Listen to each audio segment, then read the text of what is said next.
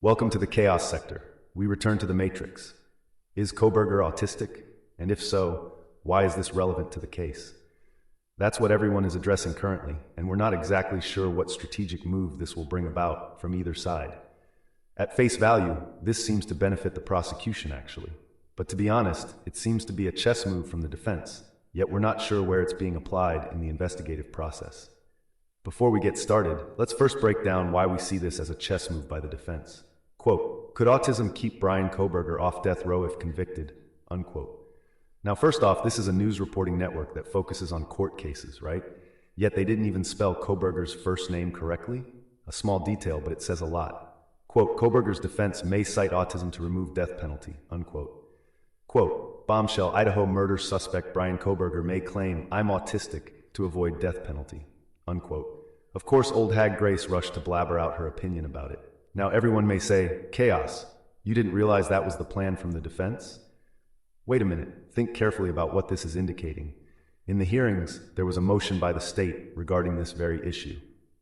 Quote, in support of this motion, the state respectfully refers to the court to Idaho Code 18-207, which provides that mental condition shall not be a defense to any charge of criminal conduct, except expert evidence on the issues of any state of mind, which is an element of the offense.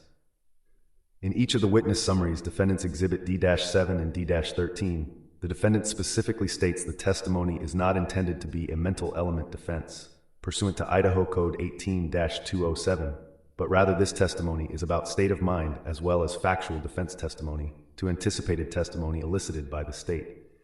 As such, this proposed testimony falls outside of the mental condition evidence, allowable under Idaho Code 18-207, unquote. Now all of this is the state saying Kohberger's mental state means absolutely nothing in this case. But I want you all to focus on the defense's side of the equation here. What would be the purpose of mentioning Kohberger has autism, if not to avoid the death penalty? Pull back another layer. If this was mentioned to in fact avoid the death penalty, doesn't this mean the defense has conceded to a guilty verdict? I don't see Taylor jumping ship on Kohberger now. They've come too far, right? So what would be the reason for this revelation? Again, let's pay close attention here. Mentioning that Kohberger has autism is associated with his criminal charges. So at face value, it is being alluded to that Kohberger has a mental disorder that may have altered his perception of reality, which led to some sort of dark and twisted state of mind where he lost control and murdered those housemates. A neurological and developmental disorder that affects how people interact with others, communicate, learn, and behave. And if you add an obsession on top of this, well, you end up going into a home headfirst full of college students, not aware of the circumstances. It actually sounds a bit possible if Kohberger has this mental disorder combined with an obsession. Yet this would be the defense essentially conceding that Kohberger is guilty of the crime, and they just want to eliminate the death penalty and settle with a life sentence. But how could this be when they've already proven that Kohberger was not physically in that neighborhood based on cellular data and geolocation? Or how there hasn't been any connection to those housemates. As Taylor states in court, her client has no connection to those victims. Or how she tiptoed in saying the DNA discovered on a knife sheath was not Kohberger's.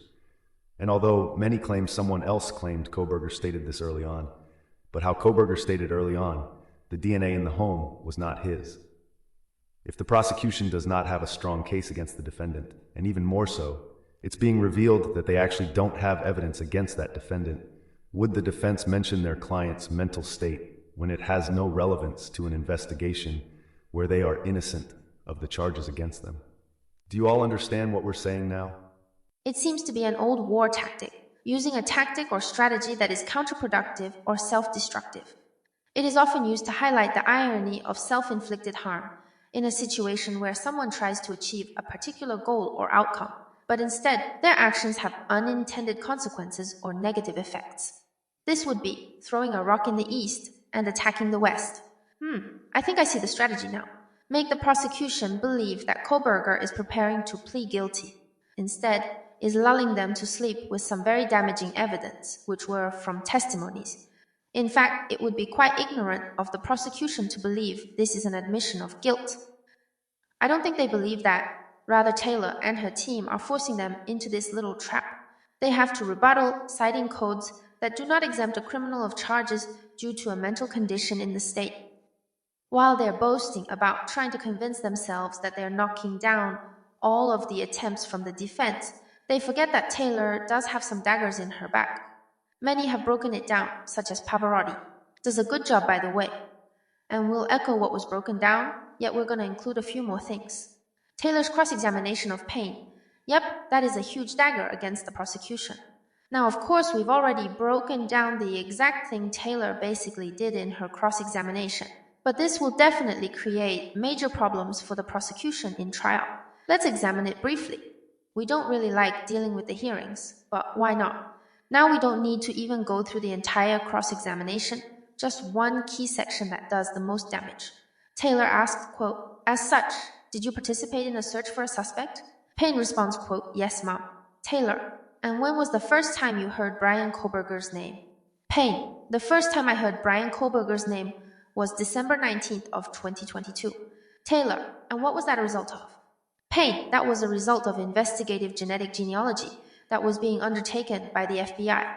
We had a phone call that evening, and we were told Brian Koberger's name." Taylor, "And before that, Mr. Koberger was not on your radar?" Payne, "No, ma'am," unquote. Okay, we stop right here. This is all the chaos needs. We could continue with the fuckery in his cross-examination, but we just get frustrated. Do you know what Payne did here? Take a guess. He is preparing to sneak out the back door and blame everything on the FBI. Yep, that's the first angle he presented. Moscow PD put out a bolo to law enforcement on November 20th for a white Hyundai Elantra. November 29th, WSU campus police spotted a white Hyundai Elantra in Koberger's apartment complex, which of course belonged to him. Then they contacted Moscow PD about this vehicle. What did they do? They literally visited Pullman, investigated in his apartment complex, obtaining surveillance footage also. So at this point, Moscow PD has a white Hyundai Elantra and information about the owner. Keep in mind, Payne is testifying under oath and stated he participated in the search for a suspect. They have a potential suspect at this point, state, residence, vehicle, and identity. There is allegedly no activity from November 30th to December 6th. Keep this in mind. Then, December 7th, they officially released the exact model of Elantra they were looking for, a 2011 to 2013 white Hyundai Elantra.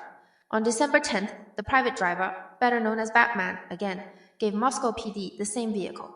We'll wait here for a moment. Okay, not only was Payne aware of Koberger, but he was definitely on their radar because his vehicle was being covertly investigated before an official vehicle was released by Moscow PD again. They didn't officially release the exact model until December 7th. November 20th, they requested that law enforcement be on the lookout for a white Hyundai Elantra. But they didn't include a year of that model, nor did they ask the public for help in spotting this vehicle neither. They waited till the December 7th release to ask the public for help. But all the while, they already had a specific person being covertly investigated away from the public's knowledge. We can even suggest, soon after the murders, such as a few days later, fingers were pointing at Koberger. Because in 7 days, they claimed there was a white Hyundai Elantra that was potentially the killer. And 2 days later on the 29th, Koberger's vehicle is, quote, spotted by WSU campus police. WSU Kim stated she called the FBI later that day. Now think about this. She allegedly was residing in Pullman. And she called the FBI later the day those housemates were discovered deceased. What did she tell the FBI? Because based on her accounts, she claimed it was surrounding the fraternities and sororities, alluding to it being drug-related. She also claimed that her daughter claimed that the housemates knew the individuals at the home, which were 3 individuals, plus a, quote, creeper. She never elaborated on what she told the FBI, but she stated she told Moscow PD that a, quote, creeper was at the home. Yep, we haven't forgotten about you, ma'am. We have the receipts. This sounds like a finger was pointed at a specific person, and that finger is coming from someone in the same town as the alleged killer. November 13th, she contacts the FBI about the murders. And if we factor in that she also called Moscow PD about a so-called creeper who was at the home, well, this sure does appear to be a lead before any DNA discovered on a knife sheath, right? Although Pullman and Moscow are only miles apart, there were other white Hyundai Elantras, and even the exact year, such as the one in Oregon, which was ruled out almost immediately. You had Jack D's father's white Hyundai Elantra, you had a later model, and Pearl White, 2016 model at the sorority house on Elm Street, not the same but hey. And lastly, Clyde's brother had a white Hyundai Elantra in Spokane, Washington as well. A finger was pointed in Koberger's direction. But law enforcement couldn't just come in like gangbusters and arrest him, because they wouldn't have the DNA on the knife sheath at that point. So they pretended to do an investigation, but it's clear that they couldn't contain themselves in rushing to carry out the frame. And this is why they never lawfully detained Koberger for questioning. Instead, they just barged into his parents' home and arrested him for a crime they didn't prove he committed. And Payne was fully aware of this. After all, wasn't he the lead detective on the case? Surely your fellow law enforcement buddies are giving you details on who's on the radar, right? And we have to also point out that Payne was assigned the lead detective after 24 hours in that case. Within that 24 hours, a knife sheath was not initially discovered, you see. Then Payne so-called spotted it soon after, and then the alleged DNA was collected from it. Being the lead detective, of course, he is responsible for everything, such as evidence. And the evidence he obtained was 3 male DNA samples found at the crime scene prior to Koberger's alleged DNA discovered on a knife sheath. Again, the first DNA sample collected was November 20th. This was 7 days after the crime. This male somehow was not a concern. Payne, being the lead detective, I guess he didn't feel it was necessary to track this person down, which was early in the investigation.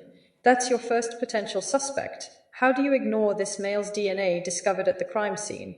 Rhetorical questions we are forced to ask because it shouldn't have never happened. In addition, the same day that this male DNA sample was collected, Moscow PD sent out a bolo to all law enforcement for a white Hyundai Elantra. Interesting, don't you think? In 7 days, they identified the suspect's vehicle and asked law enforcement to assist in their investigation. Yet you identified a fucking male's DNA at the crime scene in 7 days, prior to Koberger ever being thought of. And yet that resulted in them basically erasing that from their investigation. Then the reports claim that the other 2 males' DNA was collected December 17th. Now if Payne claims to not be aware of Koberger until December 19th, yet 1 male's DNA was collected on November 20th, and the other 2 by December 17th, weren't these males reported to you? Mind you, we're not talking about the FBI providing the IgG information to Payne on the 19th. We're talking about Moscow PD's own investigation and their forensics team that had identified 3 additional males at the home prior to Koberger being identified in IgG. And keep this in mind also. The recent reports about males' blood DNA on a stair rail and blood DNA on a glove is not, I repeat, is not new evidence. It was concealed evidence during the early stages of the investigation. And guess who decided to keep that a secret? Well, obviously the FBI. But the lead detective knew there was blood left in the home by these males, one discovered November 20th, and omitted it. That is by law an unlawful investigation by the lead detective. Because before Koberger was identified, even from the November 29th information about his vehicle, before Koberger was identified, Payne knew of multiple males' DNA discovered at his crime scene. Yes, it's his crime scene, and he ignored it. It's not like it's aged DNA that was there for months or so. This was not only fresh DNA, but it was fucking blood, in a home where college students were massacred.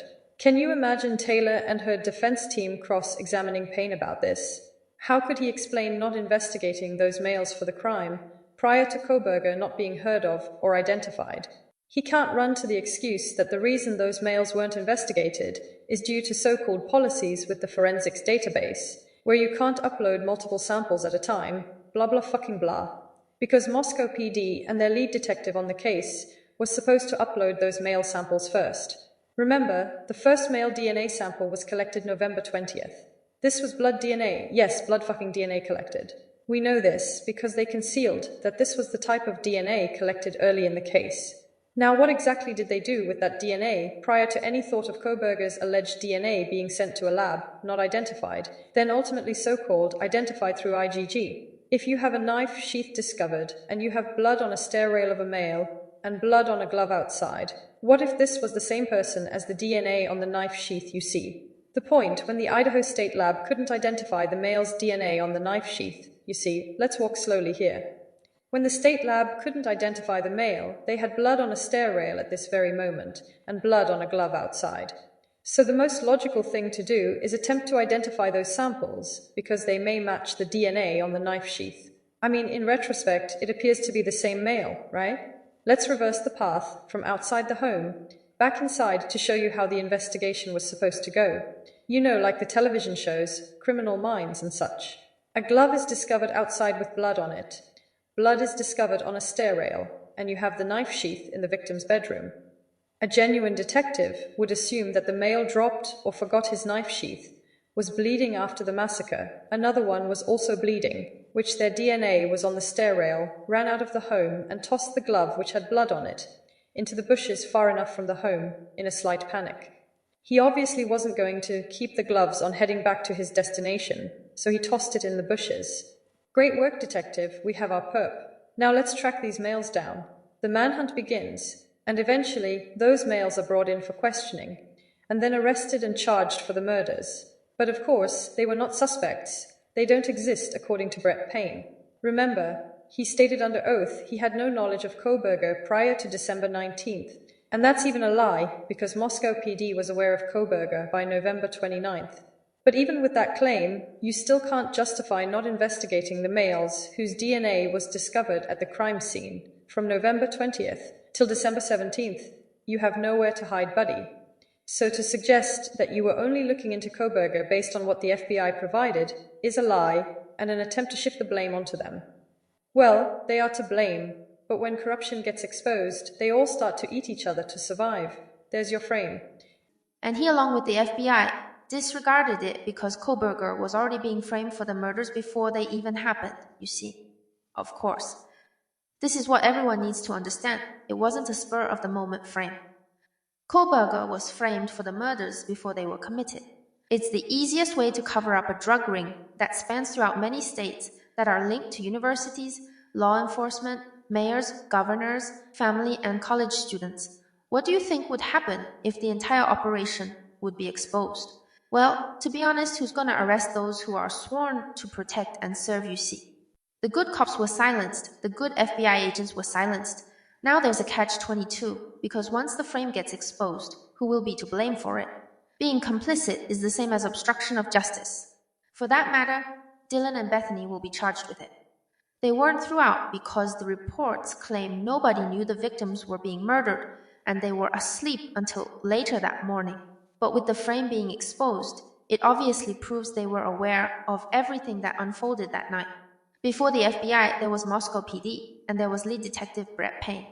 He arrived at the home, and magically a knife sheath appeared in Madison's bed. It wasn't discovered prior. Yep, back to Dylan. If all of the culprits were outside later that morning, this means there was cooperation with authorities to cover it up.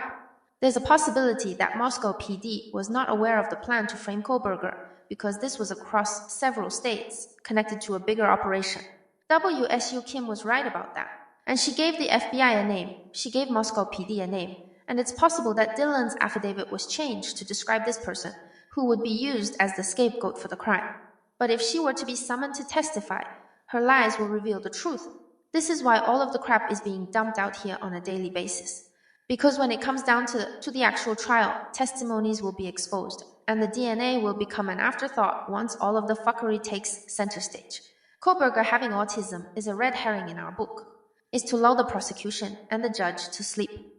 In any other dynamic, it would be a sign the defense is folding. And Koberger definitely wouldn't accept life in prison for a crime he never committed. No level of autism would make one do such a thing.